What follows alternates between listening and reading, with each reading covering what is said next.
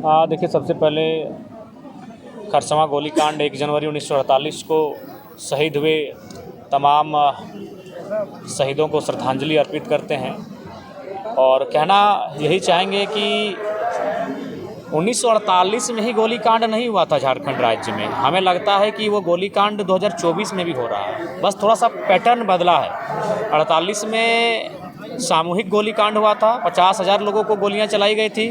आज कहीं 50 लोगों पे लाठियां बरसाई जाती है, कहीं 5, और मामला वही है। खरसवां गोलीकांड को अगर समझना चाहते हैं तो हमें उस समय की परिस्थितियों को समझना होगा कि उस समय खरसवां के आदिवासी मूलवासी अपनी ज़मीन को उड़ीसा में मिलाने देने के पक्ष में नहीं थे, क्योंकि उनसे उनकी ज़मीनों और भाषा को कहीं ना कहीं छेड़छाड़ होता।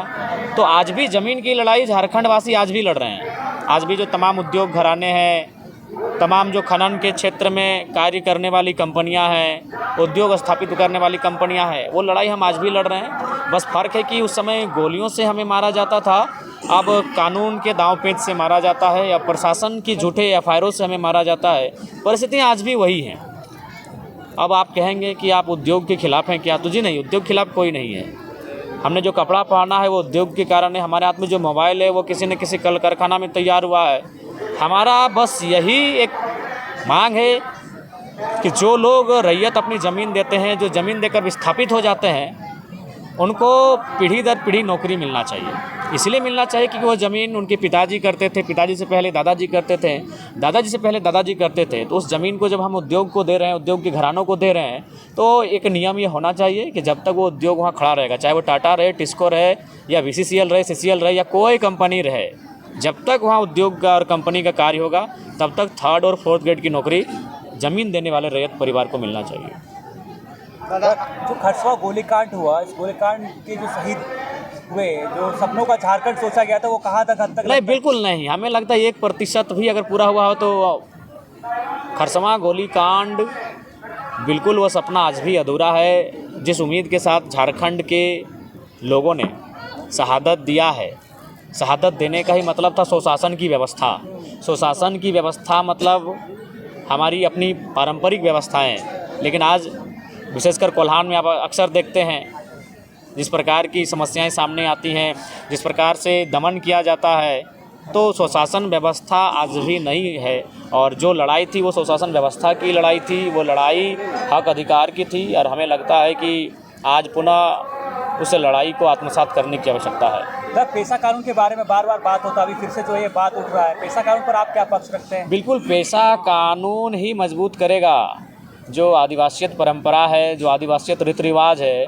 पेशा कानून का जितना कड़ाई से, जितना मजबूती से अनुपालन होगा, उतनी ही आदिवासियत का संरक्षण होगा। और नहीं तो आज देख सकते हैं, रांची एक समय आदिवासियों की CNT ज़मीन हुआ करती थी, आज वहाँ आदिवासी नग्न हो गए।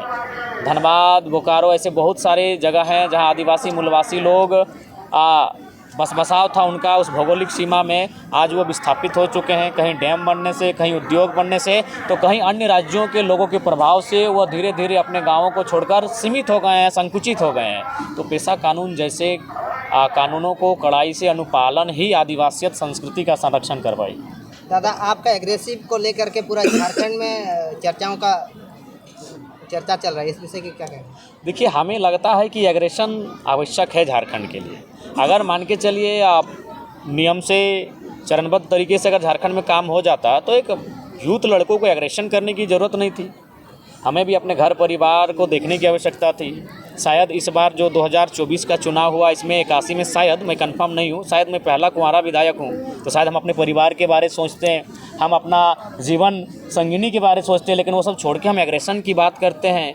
एक युवा विधायक जो पहली बार विधायक बना है, जिसे गाड़ी की सुविधा मिलेगी, जिसे आवास की सुविधा मिलेगी, जिसे तमाम भत्ता की सुविधा मिलेगी, और उन सुविधाओं को छोड़कर वो कांटों की रास्ते को चुन रहा है। वो रात 2 बजे सबसे टकरा रहा है, वो माफियाओं से चुनौती दे रहा है। तो कारण यही है कि झारखंड का इतना तोहन और दमन हुआ है, झारखंड के लोगों का इतना उत्पीड़न हुआ है कि आज हम लोग एग्रेशन की भाषा में बात करने लगे हैं।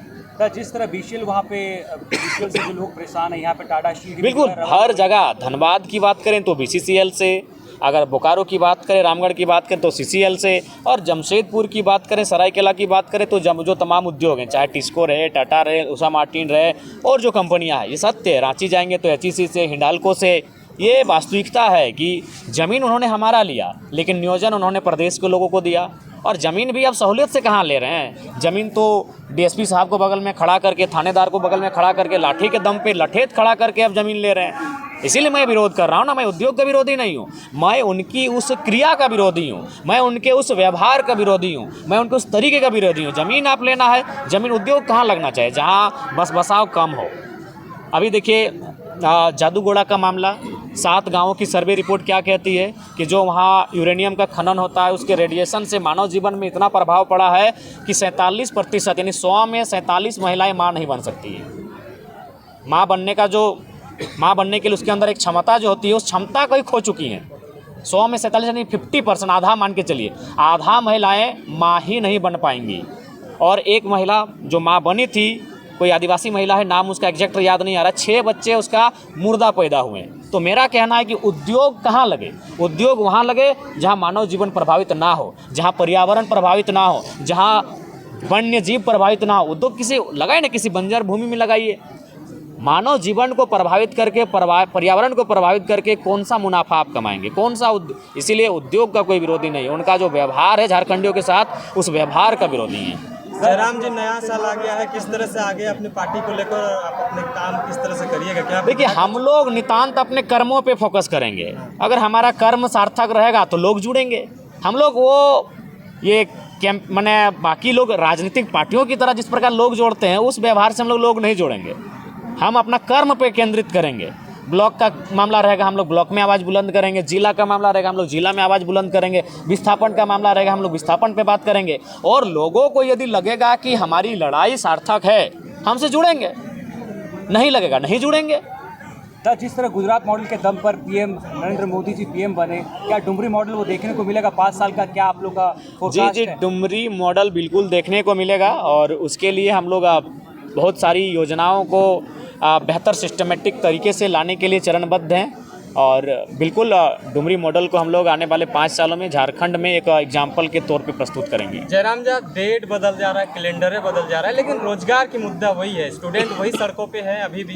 क्या कहिएगा इसको लेकर? नया साल में कुछ संदेश देंगे छात्रों को लेकर, कुछ हित करिएगा? देखिए, हम तो स्पष्ट कहेंगे, राज्य सरकार को आपके माध्यम से संदेश देंगे कि जब तक खतियान के आधार पर स्थानीय नीति, स्थानीयता के आधार पे नियोजन नीति और पिछड़ों के आरक्षण में संशोधन, जब तक इन विषयों को इम्प्लीमेंट नहीं करती है और अगर कोई नियोजन लेती है, तो उसमें क्या होगा कि झारखंडियों के साथ सरासर अन्याय होगा। तो इसलिए राज्य सरकार को हम आपके माध्यम से खरसवां की इस पावन धरती से, खरसवां की इस ऐतिहासिक धरती से संदेश देंगे, बिना स्थानीयता के कोई भी नियोजन ना लें। अगर बिना स्थानीयता के आप नियोजन लेंगे तो वहाँ झारखंड के लोग कम और गैर झारखंड के लोग ज़्यादा भरे हुए दिखेंगे। न पैसे के लोभ से जिस तरह इस बार सत्ता बना, 2100 रुपया गोगो की बात हुई, मैया सम्मान की बात हुई, और कहीं ना कहीं ये कन्वर्ट भी हुआ वोटों में। तो ये 5 साल में क्या देखते हैं कि लोग वही 2500 या 3000 में सीमित रह जाएंगे या फिर अपनी इच्छाएं को? देखिए, अब वास्तविकता यही है। एक हिटलर ने एक उदाहरण दिया था एक मुर्गे का, उस मुर्गे के सारे पंखों को नोचकर उसे टकला कर दिया था और फिर मुर्गे को कुछ दूरी पे रख दिया और 2 4 3 4 दाना देने लगा। वो मुर्गा स्वतः उसके चरणों में आके बैठ गया। तो हिटलर ने संसद में फिर कहा कि जनता का इसी तरह हस्र बना के रखना चाहिए, उन्हें पूरे 5 साल मुद्दों से भटका के रखना चाहिए और अंतिम समय कुछ दाने उन्हें चुगाना चाहिए। तो वही हाल होता है, क्योंकि झारखंड की जनता को इतना निचोड़ा गया है कि उन्हें जिंदा रहना ही विकास समझ में आता है। देखिए, मैं पुनः कहूँगा, मैया सम्मान, अगर नारी सम्मान की बात है तो अच्छी बात है। मैं आज फिर तर्क दूंगा, 45 से 50 वर्ष की जो महिलाएं हैं उससे ऊपर जो है उनको आप ये सम्मान दें। लेकिन अगर आप 18-20 साल की बालिकाओं को सम्मान देते हैं तो उस मेहनत के साथ 2000 रुपये जो कमा रहे हैं उनको एक धक्का लगेगा। आप किसी को फ्री में अगर 2000-2500 रुपये देते हैं और जो लोग अपना हाड़तोड़ मेहनत के साथ जो युवा 2000-2500 रुपये दिन महीना का कमा पाते हैं, उनकी मानसिकता को डैमेज करेगा। ठीक है, थैंक यू। धन्यवाद।